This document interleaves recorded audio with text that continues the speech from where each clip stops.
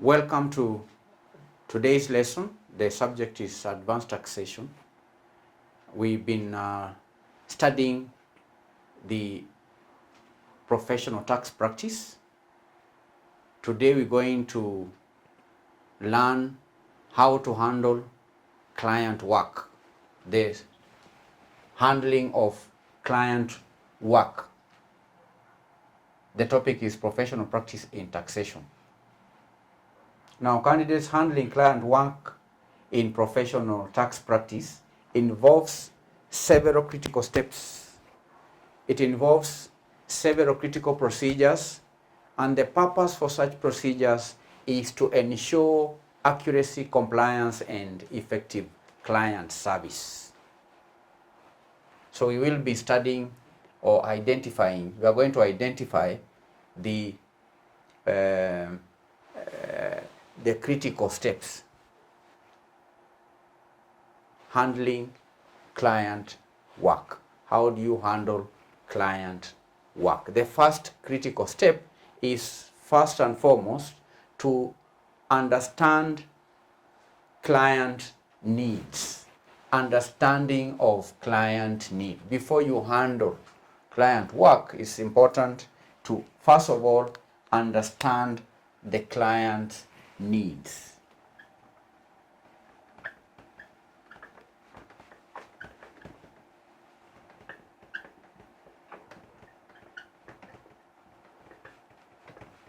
Understand the client needs. As a professional, a tax professional, first of all, you ought to understand the client needs, and that can be made possible by gathering comprehensive information about the client's tax situation, the financial status of the client, the objectives of the client, and the specific needs of the client.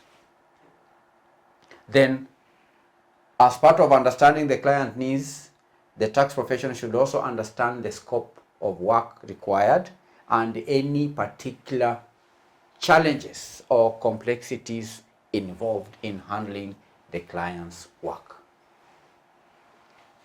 Gather comprehensive information.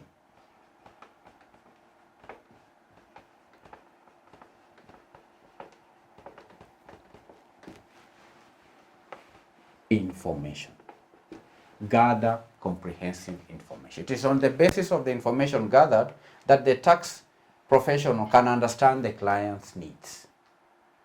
Understand the scope. Understand the client's scope of work. Number two is documentation and record keeping. One way to handle clients' work is through documentation and record keeping. Documentation and record keeping. Maintain organized and detailed records.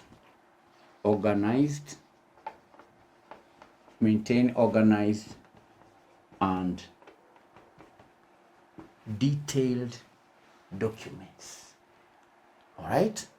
Maintain organized and detailed documentation of the client's information, of the client's correspondence, of the client's agreements, of the client's tax-related documents. Keep accurate records. Keep accurate records. That's another way of handling clients' work. Keep accurate records of the client communications, the advices given. Keep records of advice you give to the client. Keep a record of all the decisions made during the engagement, handling of client work. 3, compliance and deadline management.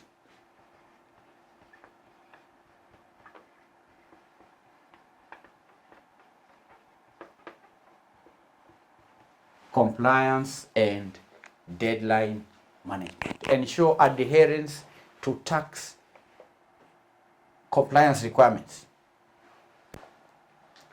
including filing deadlines, right? The tax payments and regulatory obligations, compliance and deadline management. Ensure adherence to tax compliance requirements, including filing deadlines.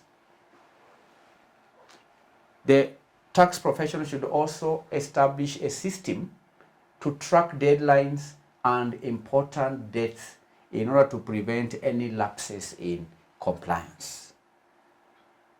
There ought to be a system to maintain deadlines. You understand? Compliance and deadline management. Adherence to compliance requirements. Adherence to compliance requirements. That's one aspect of compliance. Then I've also said that the tax professional should establish a system of tracking deadlines. System of tracking deadlines, because failure to meet deadlines can attract penalties.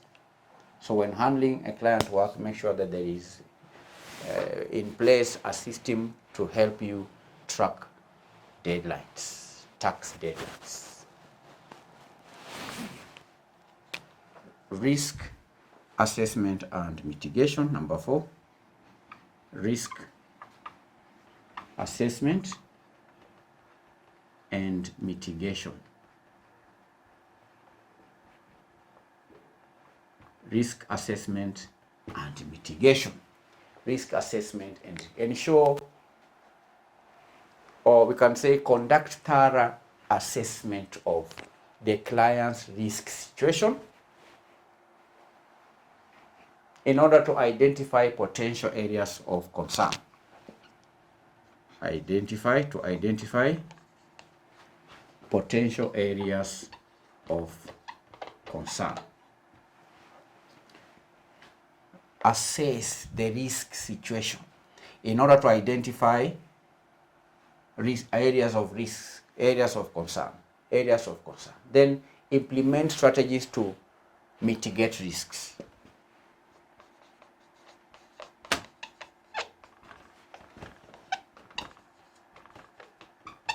To mitigate risks. Implement strategies to mitigate risks and address any compliance issues that may arise. Quality assurance, number 5.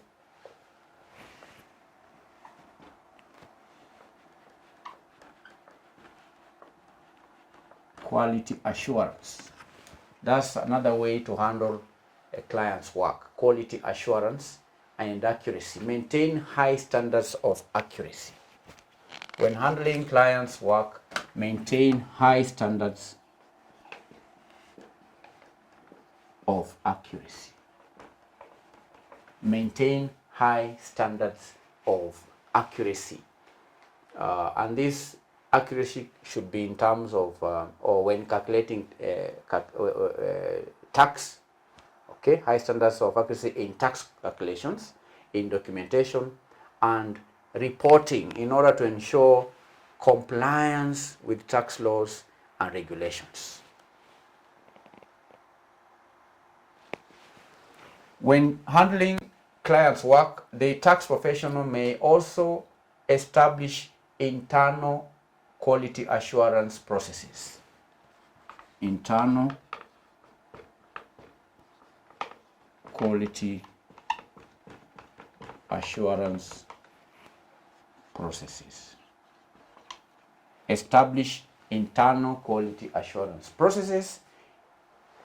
The purpose for these processes, quality assurance processes, is to ensure or to review work, before submission to clients or to authorities, to tax authorities. So there ought to be established internal quality assurance processes so that the work that the tax professional does is subjected to review before submission to tax authorities. Internal quality assurance processes. Number 6, client communication and updates. As a tax professional, you are required to maintain regular and clear communication with clients. Regular and clear communication. Maintain regular and clear communication. Maintain regular and clear communication with the client, providing updates on the progress of work or progress on tax matters and any developments. All right? Communication. Then there is updates. Respond promptly to client inquiries. Respond promptly. Respond as a tax professional. Respond promptly to a client's inquiries, providing accurate and comprehensive information. Make sure you provide comprehensive and accurate information. That's how to handle client work. Then there are also ethical considerations when handling clients' work. Ethical considerations. What are the ethical considerations when handling clients' work? Number 1 is to adhere to professional ethics. Adhere to professional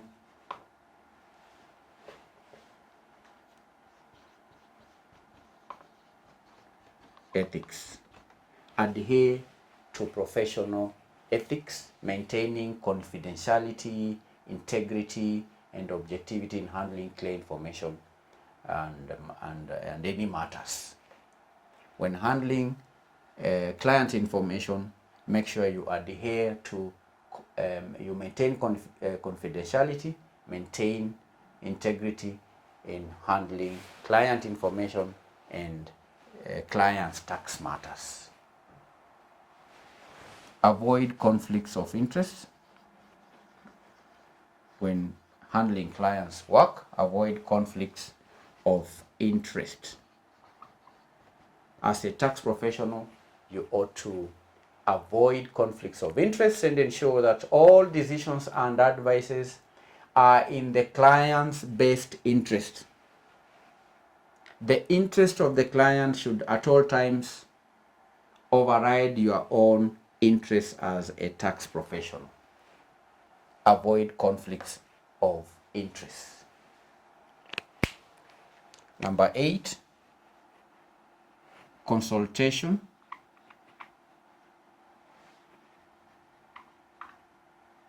and collaboration. Consultation and collaboration. Engage in consultations with the specialists.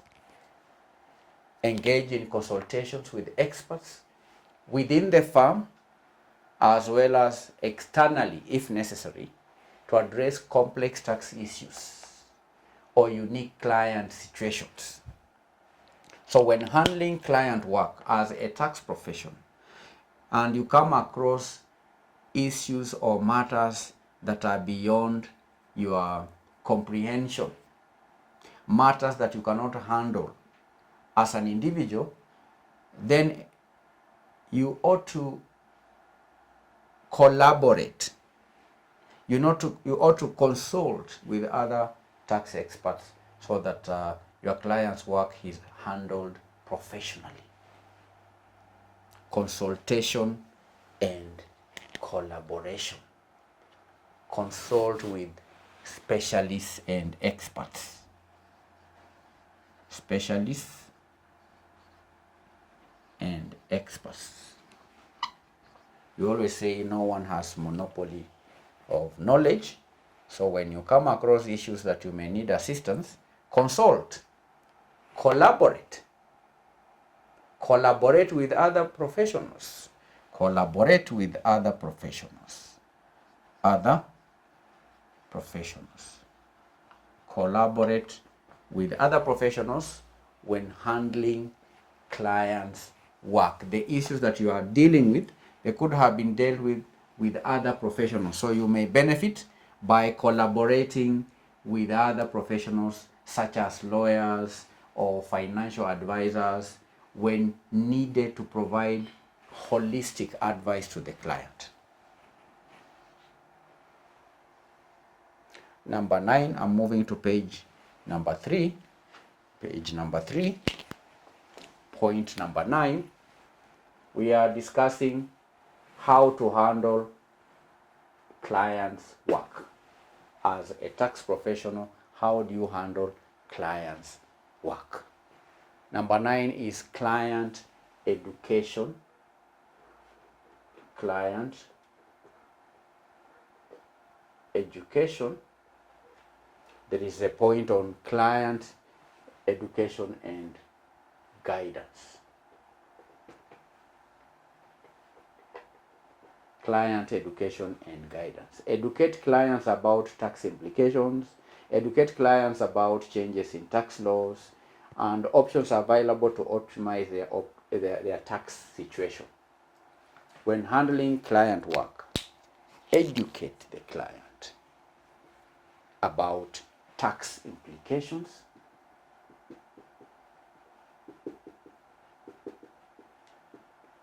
educate the client about changes in tax laws,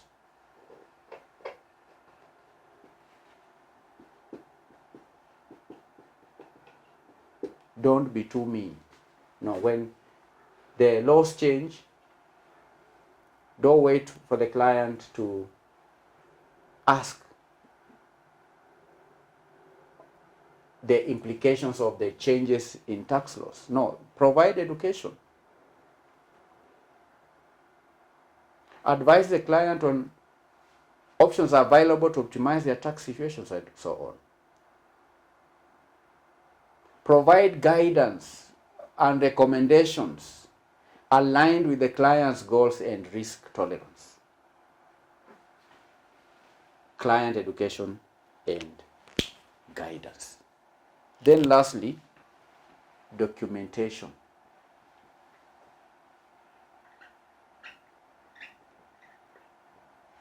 When handling client work, documentation is very important.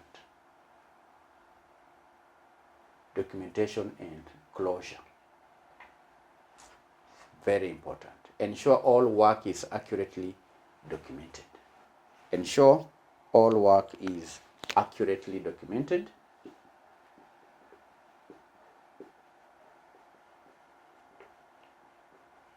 Ensure all work is accurately documented and all required filings, reports, or submissions are completed and submitted on time. Then you also ought to document closure of the engagement. Document closure of the engagement. Document closure of the engagement with the client, including final reports, include summaries, and even follow-up actions or recommendations for the client. So these are 10 points on how to handle a client work as a tax professional. How do you handle client work? And candidates, handling client work in taxation requires meticulous attention to detail. It requires compliance with regulations. It requires clear communication. It also requires ethical conduct in order to deliver quality services and also to meet client objectives effectively. 10 points. 1, understanding clients' needs. Number 2, documenting and record keeping. 3, compliance and deadline management. 4, risk assessment and mitigation. 5, quality assurance standards. 6, client communication and updates. 7, ethical considerations. Number 8, consultation and collaboration. Number 9, when handling clients' work, make sure you educate the client and give guidance on tax implications, changes in laws, and so on. Then lastly, you are required to accurately document the client's work and also document closure of the engagement. Thank you for attending the lesson. I'm going to give you revision questions. Number 1, how do tax professionals prioritize and manage multiple clients' workloads effectively? What strategies are employed to ensure timely and accurate deliverables? Number 2, what quality control or assurance mechanisms do tax practitioners implement to ensure accuracy and completeness in their work for clients?